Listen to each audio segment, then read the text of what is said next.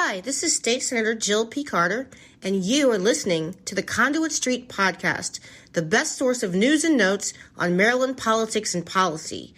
The Conduit Street Podcast, the official podcast of Maryland Association of Counties.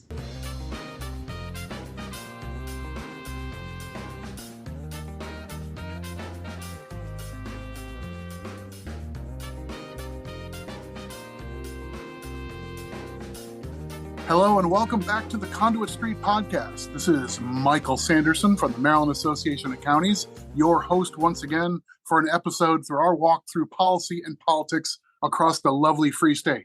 Joining me today is our podcast producer, Chantel Malcolm Lim.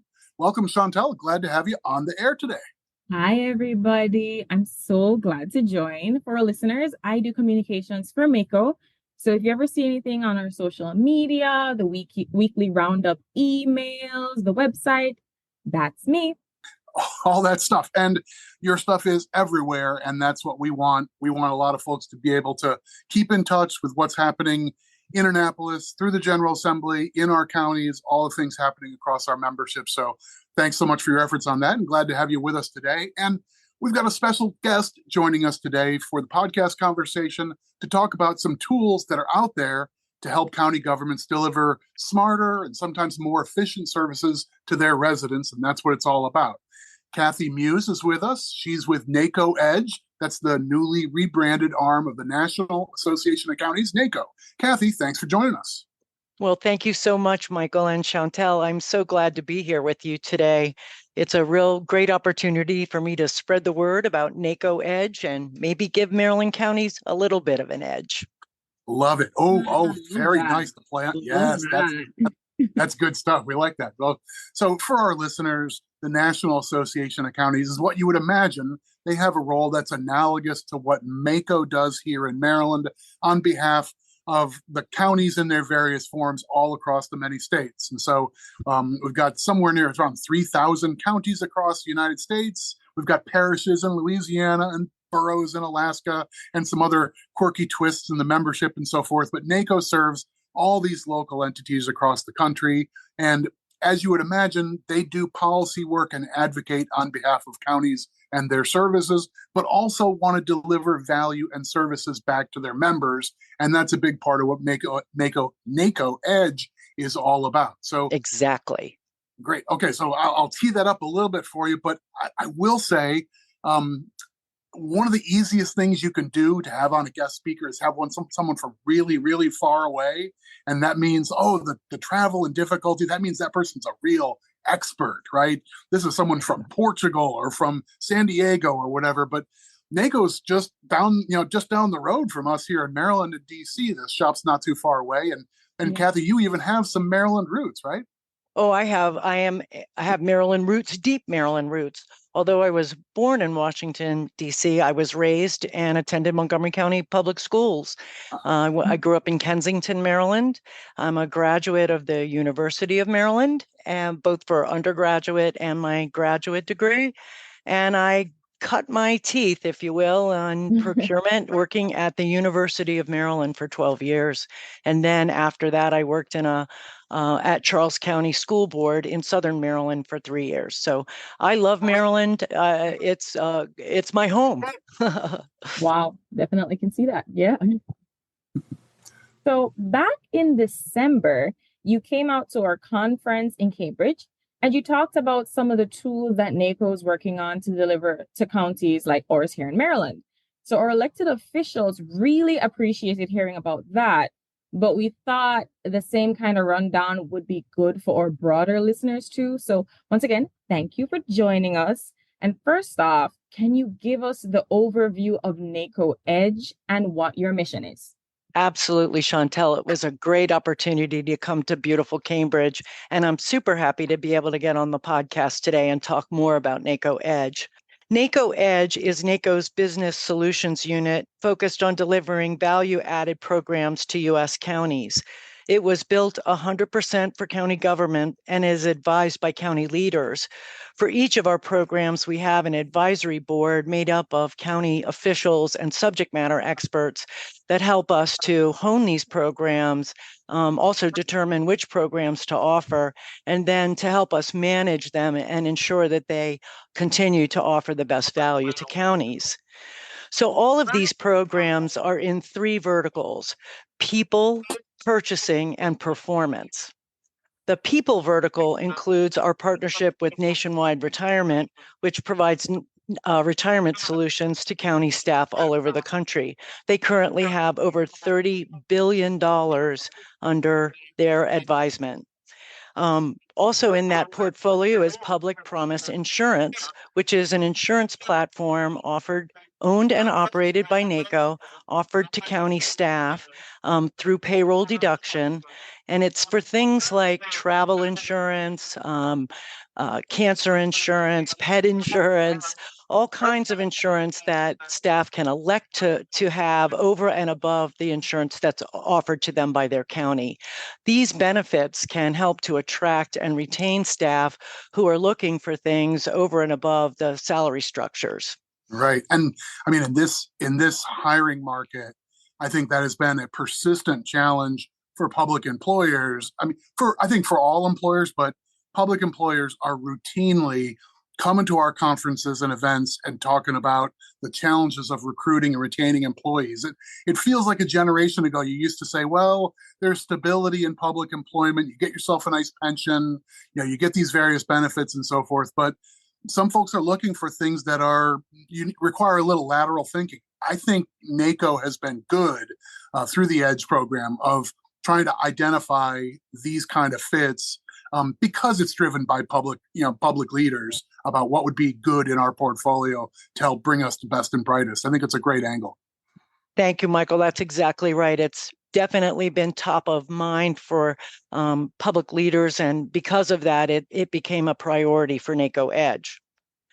So once you get employees in place, then you also want to be able to develop them into great leaders and great county staff. So the county has a program called the Professional Leadership Academy, and this is a great program also through one of our vetted partners, and we're super happy to be able to offer that. In addition, we have the Mental Health First Aid program offered through a nonprofit, the National Council for Mental Well-Being. This program is aimed at county staff so that to help them recognize and have conversations with their coworkers about delicate subjects having to do with substance use and mental health issues. It's a wonderful program. I'm a pretty good cheerleader for the program, having been through it myself. Well, I think it's another area that if we're increasingly aware that these kind of offerings, going a little beyond just the old-fashioned employee assistance program, I think that's a useful offering as well. But going deeper on these sort of offerings, it's just responding to the needs of our employees, and you want to do that as a responsible employer. So I like that brand as well very much. I fully agree. That's exactly right. It's building a culture of care within your public organization. Yeah. So we move on to financial performance, and that's our performance vertical. We have two strong partners in this area. We have 3+1, which is a cash management and investment strategy and analysis program. The stories about this program are compelling. I'll just give a quick story about a county in Suffolk County, I believe, in New York, was getting back around $350,000 in interest revenue from their pooled cash investment. And after 3+1 came in and did some analysis for them, made some recommendations, they readjusted their pooled cash. They were able to do some different investments for different periods of time and increased their revenue to $1 million a month. So from $350,000 annually to $12 million annually, simply by changing their investment strategies, perhaps renegotiating some bank fees, but all informed by 3+1. It's a terrific program, and it will definitely give your counties the edge. I will say cash management sounds like a snoozer for anybody except the most nerdy of podcast hosts, and that would be me. But $12 million a year in savings can get right past nerdy and into that's enough to help us accomplish real goals in our community, right? So a difference maker. That's real money. Yeah. And we had the leadership from 3+1 on the podcast, I would say around a year ago. That might be an episode that we'll recycle. I believe we're about to get our first Maryland client for them as well. So I'm hoping to have that formal announcement soon, but let's cross our fingers. That's super exciting. Well, I wanted to ask you something. I know your background is in procurement, and that's a big part of what we're excited about, right, Michael? Oh, yeah. Yeah. So tell us about the newest offering, which would be a way to help counties be more efficient in their purchasing.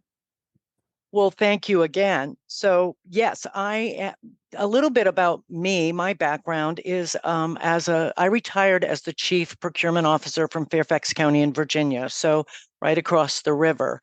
And honestly, when I went to work over there 25 years ago, I thought just that, oh my goodness, I'm going across the river. But it was a fabulous place to work, and got me involved with NACo and with county government. So Public Promise Procurement is the newest venture of the NACo EDGE. It's a procurement cooperative providing public sector and other entities, nonprofits, with vetted, transparent option for purchasing goods and services efficiently and cost effectively. We utilize a lead public agency model. So a county government would solicit a requirement for themselves and on behalf of 90,000 public agencies across the country. We're laser focused on county requirements, but we do open these contracts up to all taxpayer funded entities and nonprofits. So right now, go ahead, Chantel. Oh, no, I was just saying, okay, that sounds great. It's awesome. Our first contract was solicited in collaboration with Maricopa County, Arizona.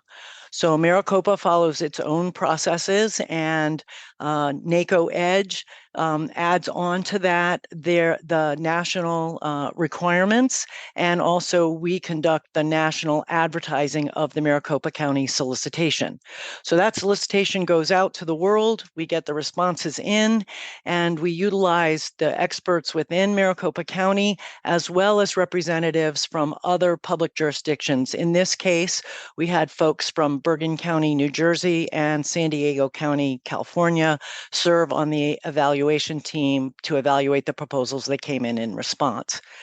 So they were evaluated. Maricopa County awarded a contract to Kone for their own requirements and for elevator, escalator, walkway, and lift maintenance, construction, renovation, and modernization in all 50 states. So we're very excited about this contract. It's taken off around the country. There are jurisdictions in New York, California, Arizona, Texas, all looking at or using this contract currently. I think I get this model because I'm familiar. I know, NACo had a partnership that we were part of in some past years, but it sounds to me like if you're in the public procurement business and you've made a career in this area, but if you do this for Garrett County, Maryland, or for Worcester County, Maryland, you need to have a process for properly vetting your bidders. You don't just hire someone to paint the house the way that I might for my personal house. As a steward of public funds, you have to have a whole public process. But this program, because you have a lead agency who's also a public entity, they've already run all those traps. They've asked all those right questions because they know this is going to be on behalf of public entities across the country. So the bidders know that, the lead agency knows that, everybody recognizes this is going to be a global contract. So you run all the traps, you check all the boxes, you do a lot of vetting up front. But that means if you want to ride on that national contract, it's a much easier process because you know it's already been done the right way. That's exactly right.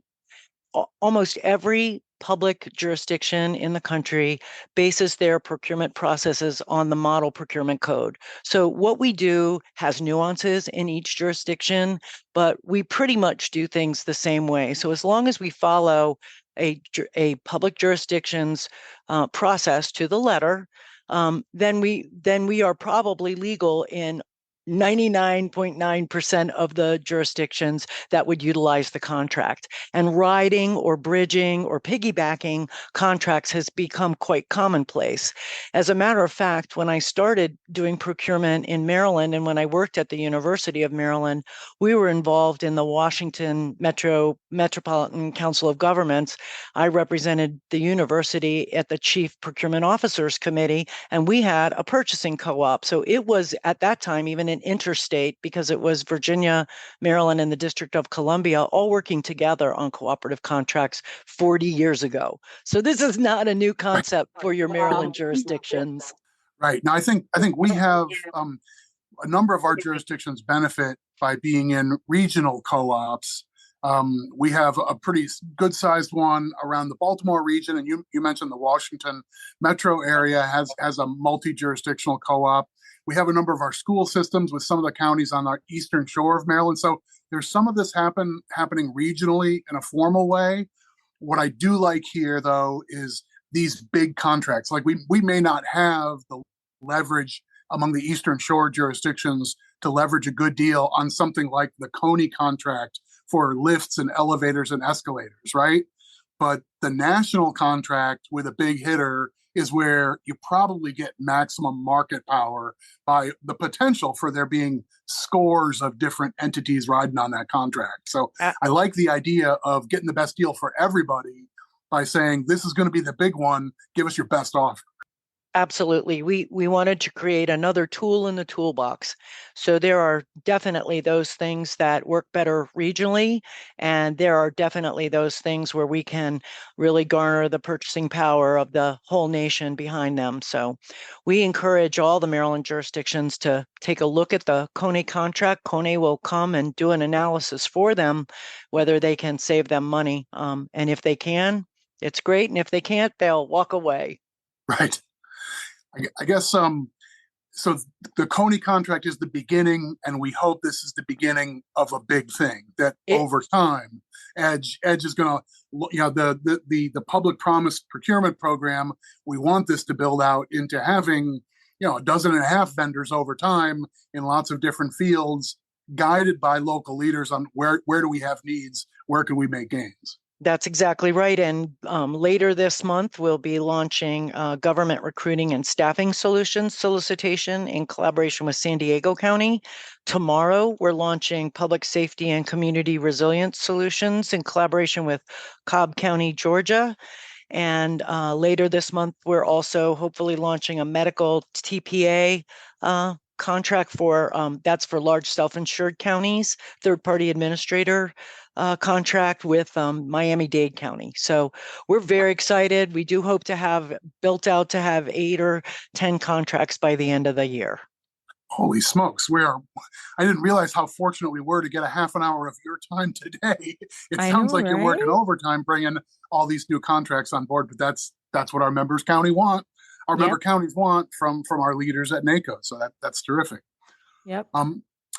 Anything else that you'd like to talk about while we got you on the line and we have our teeming millions of listeners awaiting your every word? Well, I would just like to say thank you so much for this opportunity. And I didn't do justice to all of our NACo EDGE programs. So I encourage everyone to visit the NACo EDGE website and also the Public Promise Procurement website where you can learn more. And I would make myself available to your listeners. If they have any questions, please have them reach out to me. Well, we're happy to do that. We will put information, links to the programs and links to some of the specific things that you mentioned into our show notes, and we'll always get some traffic as a way of doing that. So I guess we're about ready to close out. Chantel, I know you're a fan of, we've kind of had a little undercurrent on this podcast of occasionally dropping a dad joke here. Yep. So do you either want to hear or want to tell a dad joke, or do you want to force us into that corner? I mean, I might have one ready to go. I almost always do. I'm actually bad. I was about to say, I think we should leave it up to the daddest of dads at NACo. Lead us with a joke, Michael. So, hey, you two. I think I bought the world's worst thesaurus yesterday. Okay. I mean, it's terrible. Not only is it terrible, it's terrible. Oh, wow. First of all, I just want to say shout out to the listeners out there who know what a thesaurus is, right? All right. That is kind of a dated term, right? It is. You don't think people are hanging out at thesaurus.com? Is that not a thing? No, Michael, we Google. What? Okay, well, I mean, part of the charm of dad jokes is that dads are slightly out of touch, right? So I think I'm kind of owning the brand there. That wasn't.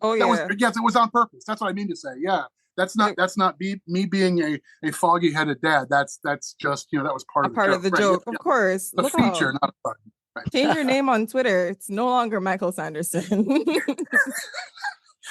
All right. Thanks again so much, Cathy, for joining us. We will leave that there for this episode. As always, if you enjoy the Conduit Street podcast, make sure you follow us on social media. You can follow on Twitter, on Facebook, and of course on the Conduit Street blog.